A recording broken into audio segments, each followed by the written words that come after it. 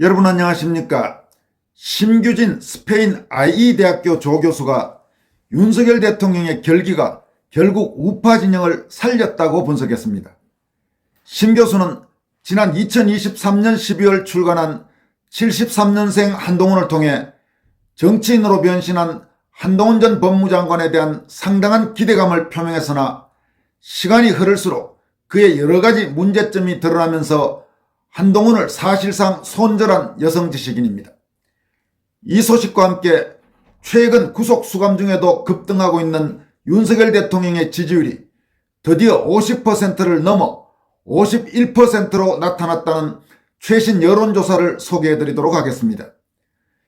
이와 함께 범여권의 차기 대선 주자로 급부상하고 있는 김문수 고용노동부 장관이 윤 대통령 탄핵 소추안은 당연히 헌법재판소에서 기각돼야 한다면서 조기 대선 출마 가능성을 묻는 질문에는 지금 그런 말을 하면 대통령과 국민에 대한 예의가 아니고 제 자신의 양심에도 맞지 않는 발언이 된다라고 밝힌 내용도 전해드리겠습니다. 김문수 장관의 이 같은 발언은 조기 대선을 기정사실화하면서 사실상 출마 의사를 잇따라 밝힌 오세훈 서울시장 등 일부 범여권 인사들과의 행태와는 확실히 차별화되는 모습이라는 지적이 나오고 있습니다.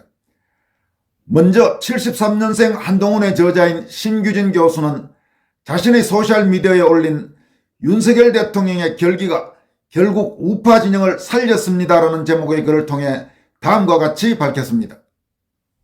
1. 김문수 장관의 부상은 여러모로 의미심장합니다. 윤석열 대통령의 지지율은 48.8%로 대선 때 받았던 지지율을 완전히 회복했죠. 지금 여기서 심 교수가 말한 48.8%는 얼마 전에 나온 여론조사 지지율입니다. 오늘 이따가 소개해드릴 51% 지지율은 반영되지 않은 상태입니다. 그런데 이재명과의 양자 대결에서 이 지지율을 고스란히 흡수할 수 있는 후보는 누구였나요? 이재명 포비아 때문에 지지율이 올랐다고 호사가들이 말했죠. 하지만 제가 누누이 얘기하지 않았습니까? 이재명이 싫다고 해서 아무 후보에게나 무조건 표를 주는 것은 아니라고요. 2. 김문수 장관은 아주 선명한 강성 우파를 대표합니다. 김문수 장관이 부상하면서 좌파들도 헌재도 그리고 최상목 같은 관료들도 골치가 아플 수밖에 없습니다. 조기 대선은 이재명이 무조건 집권한다는 등식이 깨져버린 것이죠.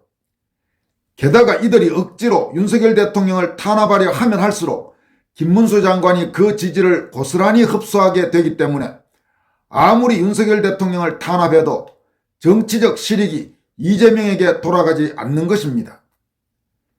김문수 장관은 정치 경력도 오래됐고 보수층에서의 신뢰도도 탄탄하지요. 한마디로 좌파가 만만하게 봤던 윤석열 대통령을 정치적으로 제거하려고 하자 더 우파적으로 강하고 센 인물이 뒤에 버티고 있다는 겁니다. 미국에서 대통령 탄압이 잘 이루어지지 않는 이유도 대통령을 탄압해도 부통령이 승계하기 때문에 실익이 없기 때문인데 지금 그런 효과가 나타나고 있는 것입니다. 결국 김문수 장관은 윤석열 대통령의 정치적 후계자가 된 것입니다. 반면 윤 정권의 스타 장관이었던 한동훈은 유승민의 후계자가 되었습니다. 재밌는 건 윤통과 김문수 장관 사이는 개인적 인연이 없죠. 한동훈과 유승민도 개인적 연이 없고요.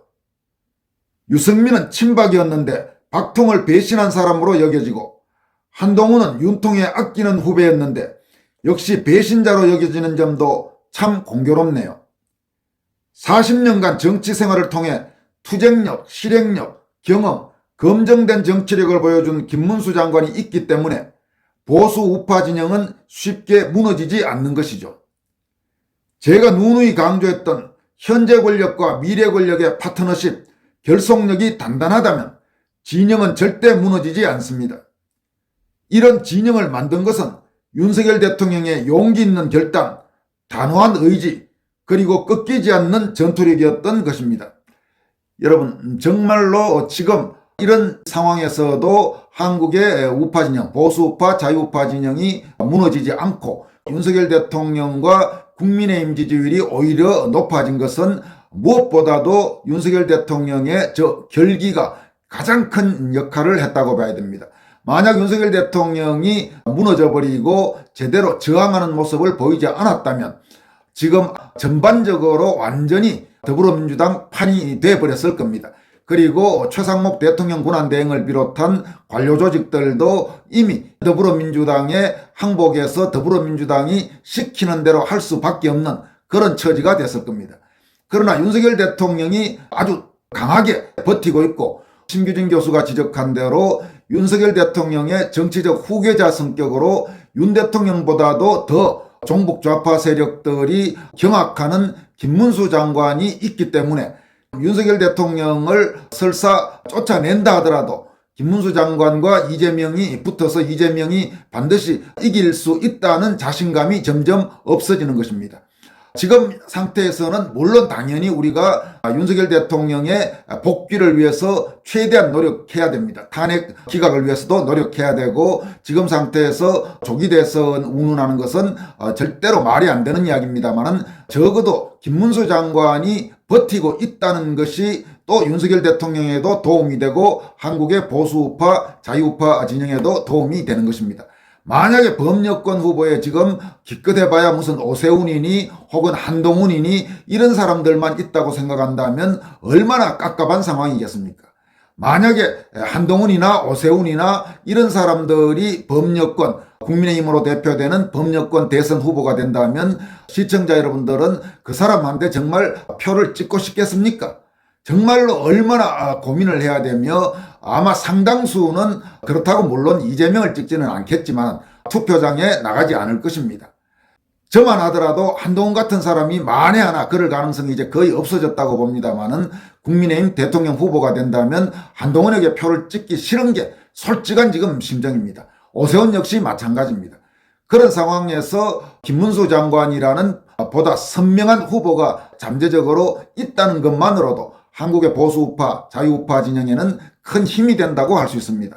지금 일각에서 김문수 장관의 부상에 대해서 지금은 절대로 그런 이야기를 할 때가 아니다 이런 지적들도 있습니다만은 물론 그 심정은 이해하지만 당연히 윤석열 대통령의 탄핵 기각, 윤석열 대통령의 대통령직 복귀를 위해서 노력해야 되지만 그렇다고 해서 김문수 장관의 정치적 부상을 우리가 일부러 인위적으로 깔아뭉갤 필요는 전혀 없는 것입니다. 오히려 김문수 장관이 보다 선명하게 범여권의 든든한 후보로 떠올라 주는 것이 전체적으로 한국의 보수우파, 자유우파 그리고 윤석열 대통령에게도 좋은 점이라는 점을 우리가 알 필요가 있습니다.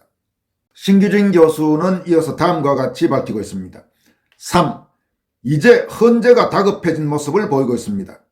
마은혁을 불러들이려는 것은 역설적으로 우리법 카르텔의 마음이 급해졌다는 것을 보여줍니다. 윤석열 대통령의 지지율이 높아지고 이진숙 방통위원장 탄핵에서도 이미 속내를 드러냈습니다. 헌법재판관 4명은 이미 오염된 사람들이고 나머지 4명은 지지율이나 여론에 따라 바뀔 가능성이 있는 사람들입니다. 그래서 이들은 마은혁 같은 확실한 탄핵 지지자를 확보하려 하고 있지만 이 과정에서 무리한 모습을 드러낼 수밖에 없습니다. 헌재는 한덕수 총리 판결부터 먼저 해야 하지만 사실상 민주당의 대리인을 자처하고 있습니다. 만약 헌재에서 마은혁을 임명하라고 하면 공은 최상목 대행에게 넘어가고 그는 시험대에 오르게 될 것입니다. 조기 대선이 열린다고 해도 이재명이 확실히 집권한다는 보장이 사라지면 최상목도 고심에 빠질 것입니다. 만약 대행이 임명을 거부할 경우 민주당은 또다시 탄핵을 시도할 것이고 그럴 경우 윤석열 대통령의 지지율과 김문수 장관의 지지율이 함께 상승할 가능성이 큽니다. 반대로 마은혁을 임명한다면 최상목은 민주당의 꼭두각시로 전락할 것이고 윤석열 대통령의 지지율이 높아지고 그의 정신적 지주 역할이 더 강력해지는 상황에서 최상목은 모든 진영에서 외면받을 것입니다. 결국 최상목은 이재명 편에 설 것인지 윤석열 대통령 편에 설 것인지 명확히 선택해야 할 상황에 놓인 것입니다. 여러분, 이런 측면에서도 윤석열 대통령 지지율이 높아지는 것은 대단히 고무적인 일입니다.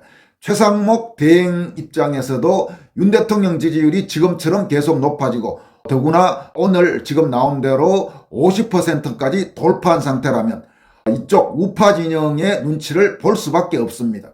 왜냐하면 이 상황에서 더불어민주당의 하수인 노릇을 했다가는 정말로 최상목 대행은 속말로 거의 맞아 죽을 처지에 놓이게 될 것입니다. 그런 상황에서 윤 대통령 지지율이 높아지면 보다 당당하게 윤석열 대통령과 우파 진영의 정치적인 입장과 같은 행동을 취할 수 있고 더불어민주당에 부역하지 않는, 따라서 더불어민주당과는 확실히 결별하는 그런 선택을 최상목 대행이 할 가능성이 점차 높아진다고 볼 수 있습니다. 심규진 교수는 마지막으로 다음과 같이 분석하고 있습니다. 4. 이제 권성동 원내대표와 권영세 비대위원장이 해야 할 일은 명확합니다.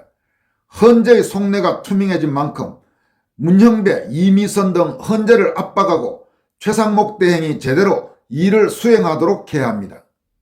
최상목 대행 역시 여야 합의가 되지 않았다는 이유로 버틸 명분을 찾을 수밖에 없습니다. 결국 보수 우파 진영은 현재와 미래가 확실히 정리되었기 때문에 더욱 결속을 다질 수 있는 것입니다.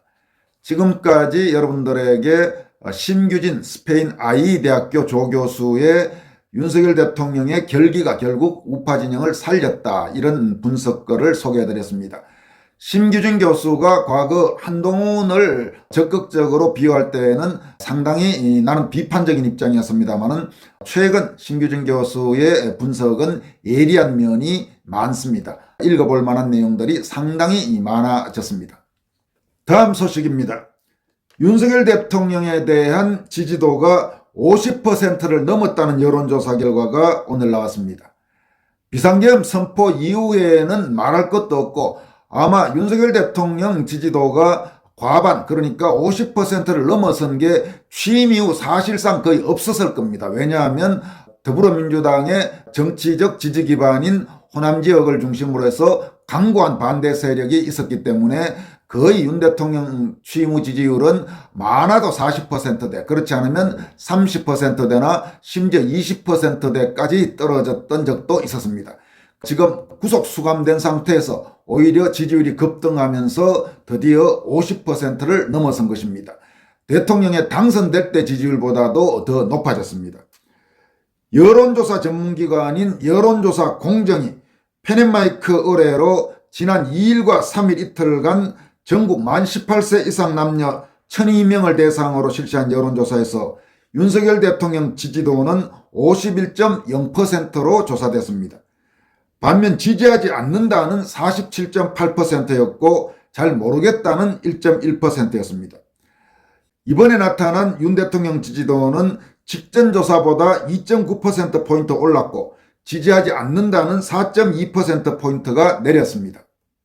지지한다 중 매우 지지한다가 36.2%, 어느 정도 지지한다가 14.9%였고 전혀 지지하지 않는다가 41.0%, 거의 지지하지 않는다가 6.8%였습니다.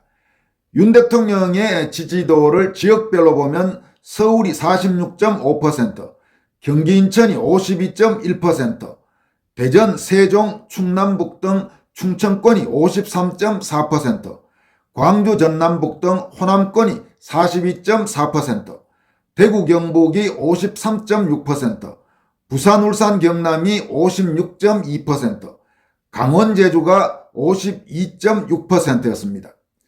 성별로 보면 남성의 지지율은 50.7%, 여성의 지지율은 51.4%였습니다. 연령별 지지율을 보면 20대 이하는 49.0%, 30대는 48.6%, 40대는 46.9%, 50대는 44.5%, 60대는 57.8%, 70세 이상은 61.1%였습니다. 정당 지지층의 경우 국민의힘 지지층의 무려 90.8%가 윤석열 대통령을 지지한다고 응답했고 민주당 지지층에서는 3.7%, 조국혁신당에서는 7.1%, 개혁신당에서는 33.2%, 무당층에서는 43.7%가 윤 대통령을 지지했습니다. 또 정당별 지지도를 보면 국민의힘과 더불어민주당의 정당 지지도가 오차범위 밖으로 벌어졌습니다. 국민의힘 지지율은 49.3%로 나타났고 민주당은 37.1%로 나타났습니다.